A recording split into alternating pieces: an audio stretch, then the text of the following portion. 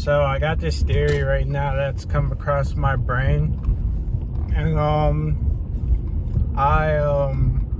I'm thinking, so heaven and hell, of course, biblically is referred to as a place after death, after the soul has surpassed the physical body, the 3D, the third dimension. So we've heard from the spiritual community how heaven and hell is linked to consciousness. It's linked to your conscious state. That's what has been pushed through spiritual teachers, gurus, etc., even the new age and all that. And I can agree to this because I've realized that when your dopamine is jacked up from possibly jacking yourself off, or just like eating too much food, doing something repetitively, smoking too much, etc., not going outside, like when your dopamine is just messed up and you cannot get any satisfaction from living, you cannot get any just happiness, any of that blissful feeling from just living, I believe that's hell. I believe that's what low consciousness is. I believe that's just what it is. Like, there's so much around you, but you're just not aware. You're not aware, and it's not your fault because it's just what you've done, and it's like, you just have to go through it. You just have to go through that hell where life may not be as bliss, where things just may not be as enjoyable to you as they would be when your dopamine levels are balanced and you are in a better state mentally and, of course, spiritually, physically, all that, you know. So what I'm thinking as I'm driving right now is that heaven is when you've reset your dopamine levels to a point where you basically have the mentality of a child. You know what I'm saying? You just have that carefreeness, you have that joy, you have that I don't give a F, you have that, you're just not phased. You're not phased by this world, you're not phased by anything, and you just enjoy everything. You enjoy each and every moment. You enjoy the highs and the lows, but the thing is that when you're enjoying just the moment in general, you enjoy everything from the smell to the sights to the taste, to just what you hear. Everything is just absolutely like just dopamine releasing to you. Like, you just feel good, and dopamine is a feel good chemical. So you just feel good, and you feel what you are. All right. So even though you may be feeling bad, of course, you're not a bad person. You're just going through the waves. You're going through the emotions. And it's just what you have to do. Instead of running away from it, you have to embrace it. You have to embrace that you are literally going to be alternating dimensions. You're alternating dimensions as we speak. Even me just speaking to you is me raising my vibration, me raising myself up to a higher consciousness, to a higher awareness. Me doing this is raising my vibration up, and it's making me more into my higher self. And that's the thing. Every decision that you make is basically going to either raise you up or bring you down bit by bit.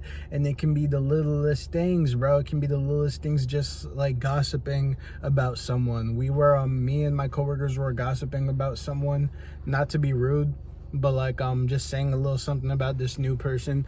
And the thing is, dude, is that I said something and it wasn't like the nicest thing. It wasn't super rude, but it just wasn't something that was too nice.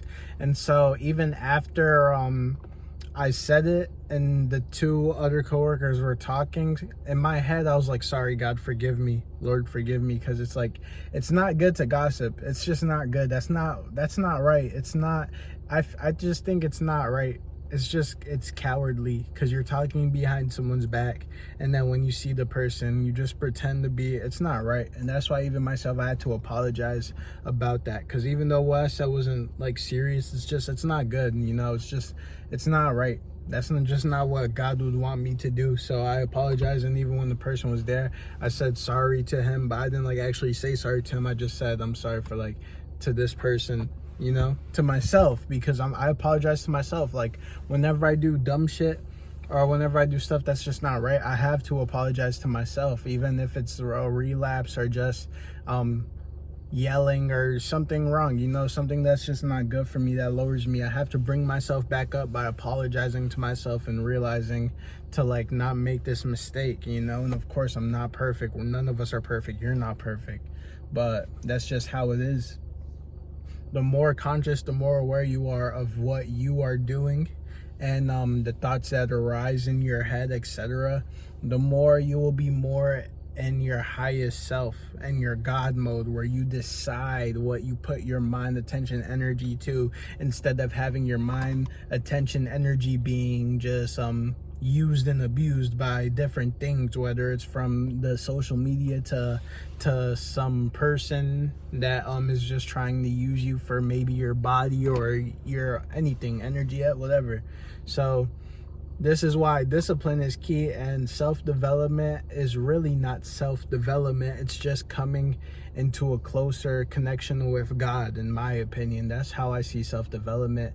I see that the purpose of my life is to literally just be myself, and for me to be myself is connecting close to God. So literally the only purpose that I have is to serve God. That's the only purpose. The purpose of this world, the things of this world, whether it's the careers, the jobs, all that stuff is nothing. That stuff is nonsense to me.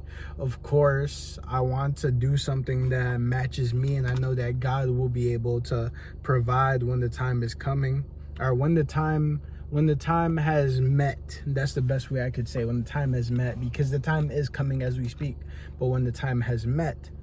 But the only thing is that no matter what job you work, whether it's a job that may suck or a job that's amazing, the only thing that's going to matter in these situations is how you feel, if you have that fulfillment from the Holy Spirit, from God, from Jesus Christ. This is why I say that my purpose is God. My purpose is to follow God, to be a child of God, to be pure, to just be righteous, to be the man that I know I am, because I am that man. I'm not, So that's my purpose, and whatever comes with that, whatever the world brings to me, that's fine, because I will not be attached to it. Because when you have God in your life, when God touches you, when you have that Holy Spirit, when you've been fasting, when you've been taking care of yourself, when you've been not releasing your sperm, masturbating, orgasm, all that stuff, when you just have a good connection with the Most High, and you are blossoming into a better and brighter version of yourself day in, day out, the feeling that you get is just utter bliss. Like everything is just, even when things are not good, even when there's no money, because it's hilarious. Whenever I'm close to God, that's when I go through the most turmoil. That's when I have a lot of issues with money. That's when things are just messed up.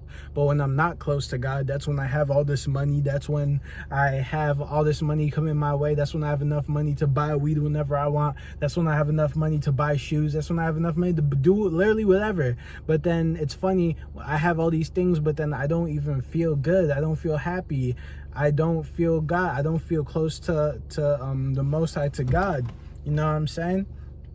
And that's just hilarious. It's hilarious how this game works. But the thing is that you can't fall into the temptation of this world, as you hopefully should already know. You can't fall into the temptation of the lust, of the greed, of all these things, because it's not of God. This is not you. This is not you. Whatever is not you does not matter. So if that means it's clothes, if that means it's a girlfriend, a boyfriend, that is not you. So that does not matter as much as you do. And this is not something of narcissism. This is just strictly how it is. This is how everybody should be. Everybody should care about themselves, not in a self-serving way, but more just in a loving way. Like you care about yourself more than, of course, someone else, because you love yourself and you want yourself to do the best, because at the end of the day, all you have is yourself.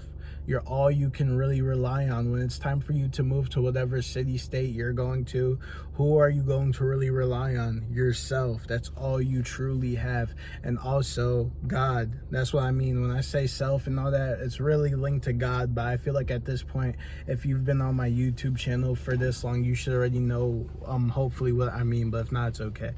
But yeah, this was the main gist of just this video, which is just heaven and hell, just how it is related in my theory to consciousness, and how if you want to receive heaven, if you want to experience heaven on earth, you have to be close to God. You have to be serving God. You have to be a child of God.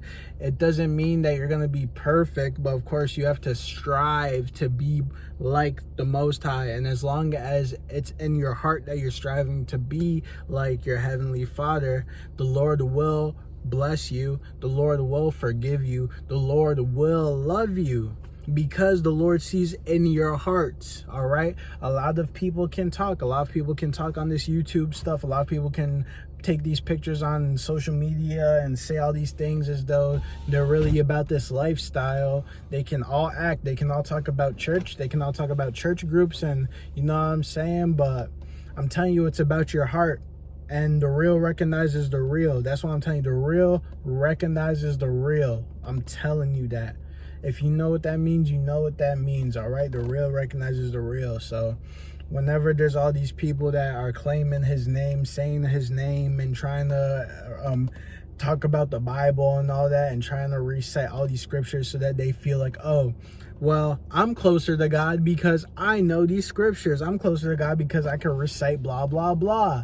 Like, no, that's ego, bro. That is truthfully ego.